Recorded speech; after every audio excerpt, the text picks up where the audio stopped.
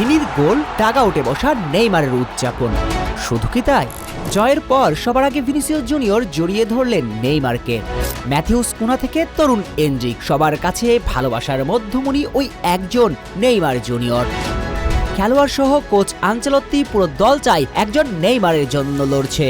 ঠিক যেমন কাতারের মাটিতে আর্জেন্টিনা লড়াই করেছিল লিওনেল মেসির জন্য, কার্লো আনচেলত্তির এই দলটাও যেন হয়ে উঠেছে একেবারেই নেইমার কেন্দ্রিক।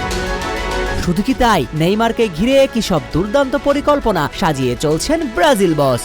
একেবারে বিগ ম্যাচের জন্য তরতাজা নেইমারকে তৈরি করছেন তিনি। চলুন আনচেলত্তির নেইমারকে ঘিরে গোপন ছকটা আলোচনা করা যাক।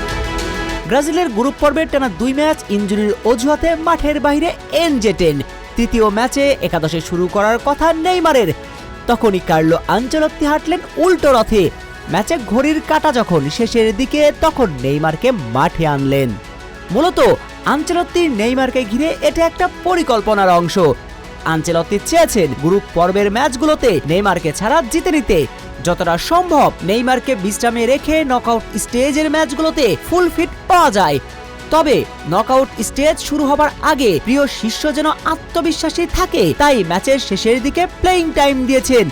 সেটাও এমন এক মুহূর্তে যখন ব্রাজিল 3-0 এগিয়ে, অর্থাৎ ম্যাচে কোনো ঝুঁকি নিতে হবে না নেইমারকে।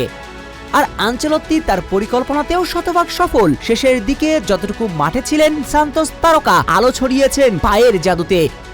সতীর্থদের জন্য ব্রাজিলিয়ান নাম্বার 10 তৈরি করেছিলেন 3টি চান্স। একেবারে ডিপ লাইনে নেমে মিডফিল্ড বিল্ড আপে অংশ নিয়েছেন। তবে ওই যে বলা ঝুঁকি নেওয়া নিষেধ ছিল আনচেলত্তির তরফ থেকে। বিগ ম্যাচের জন্য যেন নেইমারকে ফিট পাওয়া যায়। সব মিলিয়ে আনচেলত্তি তার পরিকল্পনায় সফল। নেইমারকে ছাড়াই গ্রুপ স্টেজ পাড়ি দিলেন, বিগ ম্যাচের জন্য স্টামিনা জমিয়ে রাখলেন। এই নেইমারের জন্য হলেও ব্রাজিল এবং পুরো দল শিরোপা জিততে চায়।